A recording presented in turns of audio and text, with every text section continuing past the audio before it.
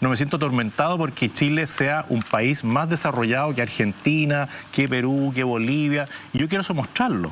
Pero aquí había un cansancio de la ciudadanía. Esto no es una votación política, esto es una votación donde transversalmente la gente dijo no queremos más de lo mismo. No queremos un Congreso como el que está, no queremos una justicia como la que tenemos, no queremos muchas de las cosas que aquí hemos conversado. Algunos ven que el cambio de Constitución le podría mejorar la salud. Yo creo que mejora con gestión, no con la Constitución. Por lo tanto, eso viene en el debate ahora. Pero ¿no crees, José Antonio Caz, que es verdad, hay muchas temáticas y por eso es tan importante la representatividad de una convención constituyente que los tenga a todos para que sea la casa común? Pero también es cierto que acá hay sectores más conservadores que están muy asustados con lo que está pasando en Chile y que están asustados de que le toquen la Constitución, que están asustados del cambio. El derecho a propiedad. Del derecho a propiedad, de qué pasa con el agua. Esa sensación del estallido social, yo creo que todavía, yo no sería capaz de decir qué fue lo que pasó. Creo que son muchas las emociones y sensaciones de vulnerabilidad y de abuso. Pero evidentemente la gente quiere un cambio y hay sectores, y creo que usted también es de esos sectores que no quieren ese cambio. No, yo el quiero cambio que de las reglas del juego que la sociedad está Yo quiero que pidiendo. muchas cosas cambien. Quiero que cambie cómo se enfrenta la delincuencia, quiero achicar el Estado, quiero terminar con el abuso del Estado, porque aquí se habla del abuso y siempre se apunta a las ISAPRE, a esto, a lo otro. ¿Y quién habla del abuso del Estado? ¿Quién habla de los 37.000 funcionarios públicos que pidieron el bono a los 500.000 pesos y que no les correspondía? ¿Quién habla de la malversación de uso de fondos públicos permanente? Y no estoy diciendo que sea de un color político. Pero todos hablan de ¿Quién eso. habla de eso? Pero bueno, ¿quiénes hacen algo? El tema de la corrupción ha estado presente ¿Quién sobre la hace mesa? algo? Porque efectivamente... José Antonio, ¿sí?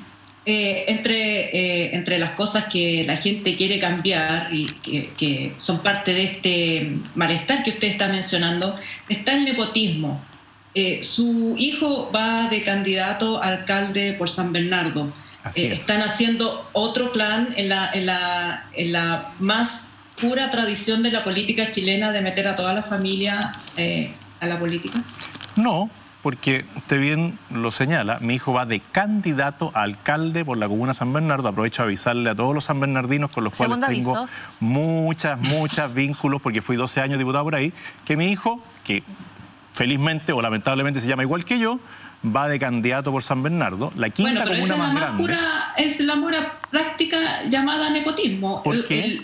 El líder político tradicional, el padrino, le cede el puesto al hijo, el hijo a la esposa y así vamos creciendo. Es que yo no soy diputado, no soy senador. Pero usted acaba de decir que está traspasando su capital político a su hijo. No, le estoy diciendo, avisándole, ya que usted hace mención a mi hijo, que va de candidato, que trabajó 2 años de abogado en un estudio privado. No le complica desde el punto de vista moral. Nepotismo, es que aclaremos qué es lo que es nepotismo para usted. Para mí, nepotismo es cuando yo estoy en un cargo de autoridad, beneficiar a un familiar.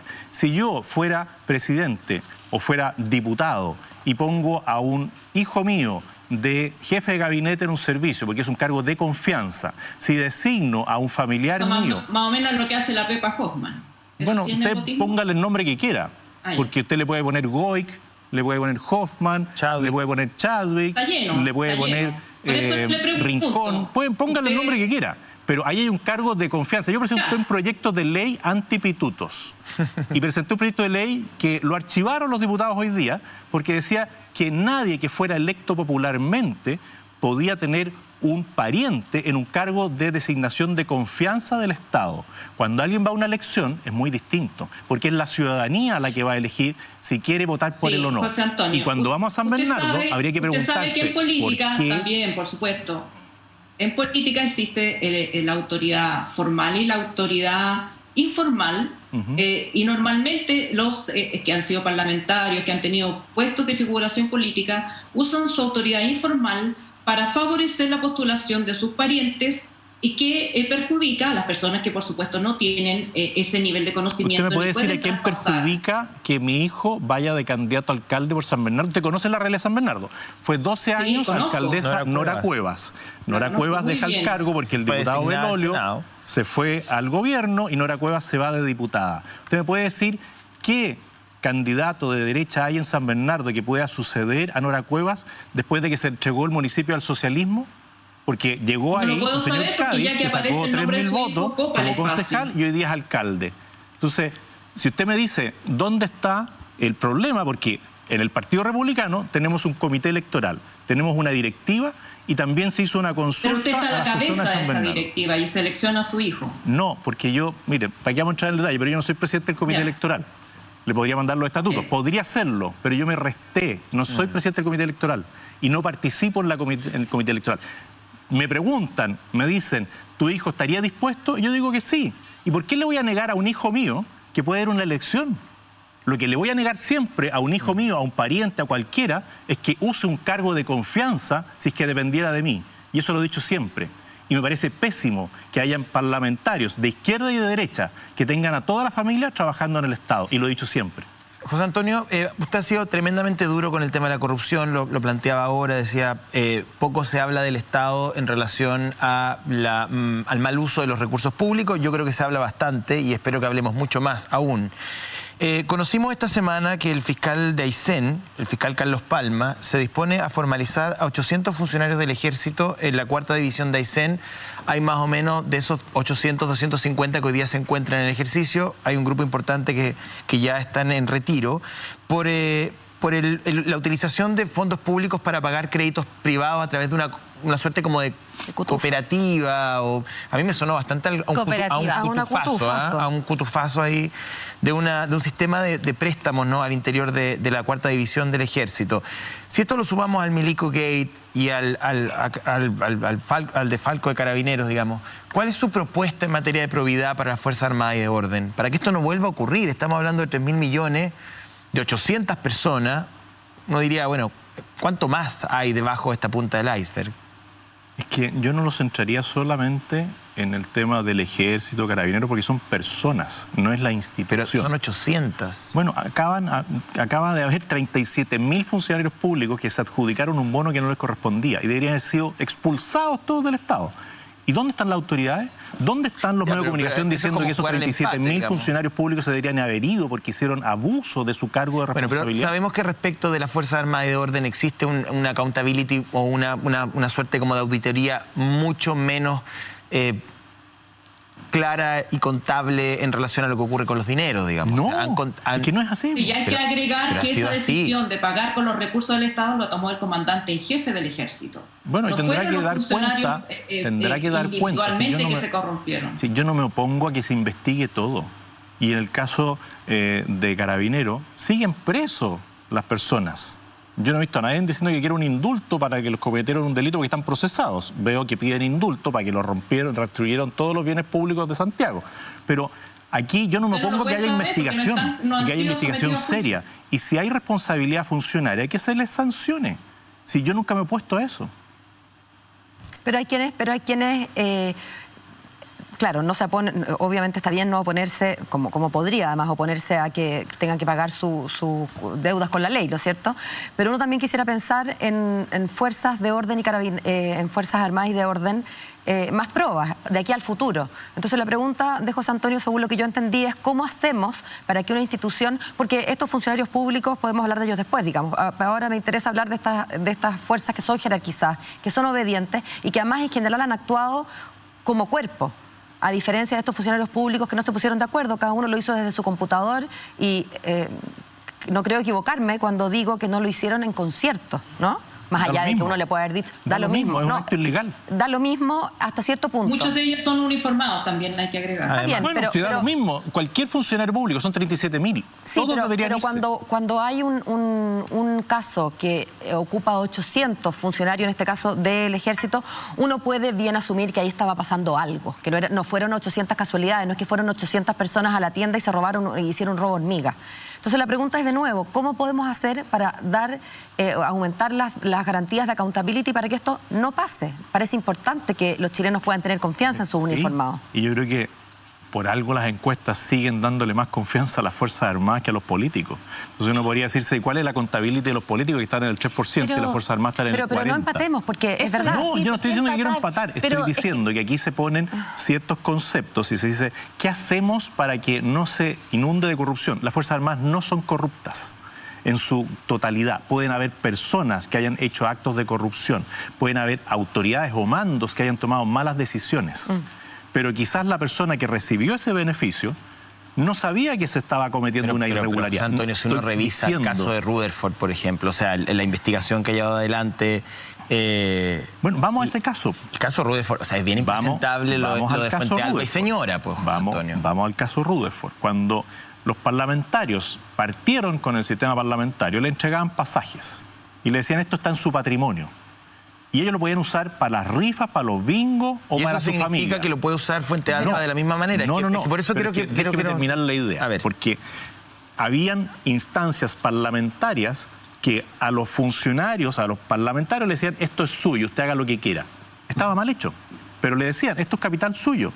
Y si a un funcionario del ejército, que es primera antigüedad, le dice, mira, aquí usted tiene $2.000, $3.000 para trasladarse para allá, y si usted logra un pasaje más barato, quédese con la diferencia. Pero si no, el tema de los pasajes, José Antonio, el aumento del patrimonio fue de más del 250%. No mezclemos el tema de los pasajes con el tema de Fuentealba. Estoy hablando del caso Fuentealba y compañía, digamos. Bueno, es que son cosas distintas. No, sí lo sé. Usted puso el tema de los pasajes. Lo que pasa es que me dijo Rutherford, y Rutherford está investigando a muchos primeras antigüedades del ejército por un tema de pasajes y de traslados, de mudanza y cosas así. Puede haber temas de gestión entre medio. Hay temas distintos. Uno es el tema Fuentealba, que se está investigando, y él tendrá que acreditar de dónde sacó el patrimonio para sus vehículos y sus bienes. Y si no lo puede acreditar... Lo que yo quiero conocer es su mirada como candidato presidencial de ese tipo de hechos al interior del ejército. Hay que combatirlos, igual que cuando pusieron a Francisco Vidal de asesor de la comandancia en jefe cuando Fuentealba era el director. Entonces, aquí es un sistema, todo está revuelto, porque Francisco Vidal estaba de asesor del ejército cuando Fuentealba era el comandante en jefe del ejército. Sí. Pero bueno, ¿y qué es lo que hay ahí? ¿Qué es lo que hacía Francisco Vidal para que le pagaran esa cantidad de plata? Pero Paola Avelín tiene un punto muy interesante cuando le plantea por qué jugar al empate. Porque yo no juego al empate, estoy diciendo que de esto hay que sacar lecciones para avanzar. Lo sigo, lo leo. Y la verdad es que siempre tiene un guiño importante hacia la familia militar. Sí, ¿no es cierto? Estoy orgulloso del ejército chileno. Ok, usted está orgulloso, pero ese es su electorado. Pero frente a una ciudadanía que tiene... Entonces, cuando vemos que en el fondo... Si fuera mi electorado, habría sacado como 1 millón de votos. No sé si tanto, pero bueno. Entonces, a lo mejor no le rinde tanto. Lo que le quiero decir es otra cosa. Pero eso es por convicción, ¿De qué manera usted se hace cargo? Porque aquí no es solamente lo que sucedió en Aysén y de hecho... Acá tenemos ya una saga, no solo del ejército, del carabinero, de fraudes. Acá ha habido, uno podría hablar incluso de una cultura para defraudar al fisco.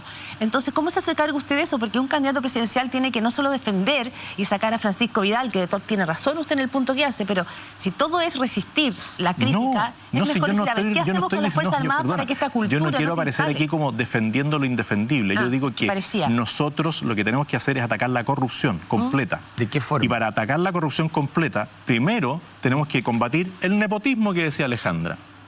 Tenemos que combatir todos los malos usos de los fondos públicos, que son muchos. Vamos a la JUNAEP, vamos a todos los consultorios, vamos a la construcción de los jardines infantiles. Bueno, vamos viendo cómo se han robado la plata. A los municipios. En los municipios, bueno, veamos el tema de las luces LED. Hay presos concejales de Iquique, preso ahora el alcalde de Negrete, yo espero que pronto caigan los de Recoleta, porque 10.000 millones de pesos en Recoleta en las LED, por unas LED que deberían haber valido 3.000 millones de pesos. Bueno, ¿y dónde están los fiscales investigando? Está lleno, pero... ¿Qué cosa?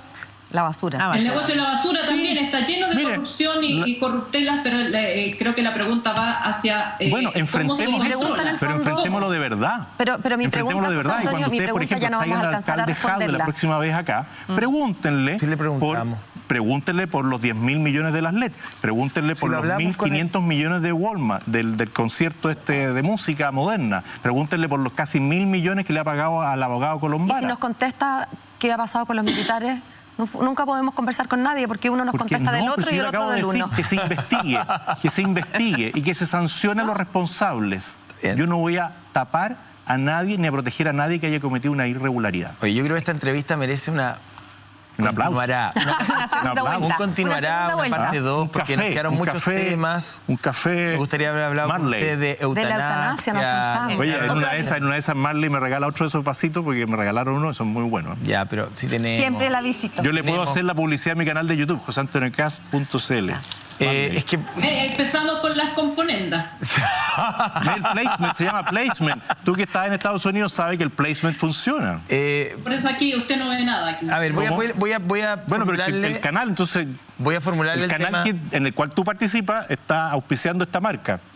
Sí, bueno, está bien, pero si estamos hablando de un tazón, ya, no nos pongamos más papistas que el papá. Son bromitas. Son bromitas, Yo estoy de lo más entretenido que hay. Oiga, le voy a hacer pregunta de la eutanasia, reflexionemos un poquito de eso.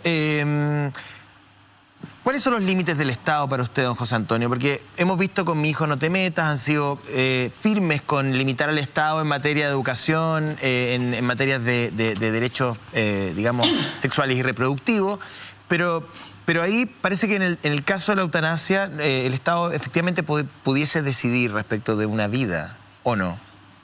El Estado nunca debe decidir sobre una vida. Yo por eso soy contrario a cuando se imponen ciertas normas que tratan de ir más allá de lo que es el derecho a la existencia. Y aquí en la eutanasia hay una discusión de si la persona puede tomar la decisión de pedir una muerte asistida. Yo soy contrario a eso. ¿Usted cree que nadie está en condiciones de solicitarlo? Es que yo creo que la persona cuando tiene el acompañamiento, tiene los paliativos médicos para poder tomar una decisión libre, no la tomaría. Yo creo que hay muchas personas que toman esa decisión porque se sienten una carga para su familia, porque no resisten el dolor. Y claro, no es una decisión libre. Yo creo que las personas tienen que tomar decisiones libres. ¿Usted no cree que hay alguien que efectivamente en el uso de su libertad pueda tomar una decisión como esa?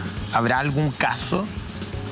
Puede haber, pero yo no lo comparto. Bueno, le vamos a regalar este libro gracias a Penguin Random House, Bruno y el Big Bang, Rodrigo Contreras Ramos y Carolina Undurraga. Pero muy agradecido. Como regalo de Navidad. ¿Lo puedo mostrar, Alejandra? Pero por supuesto, ¿no? Sí, está bien.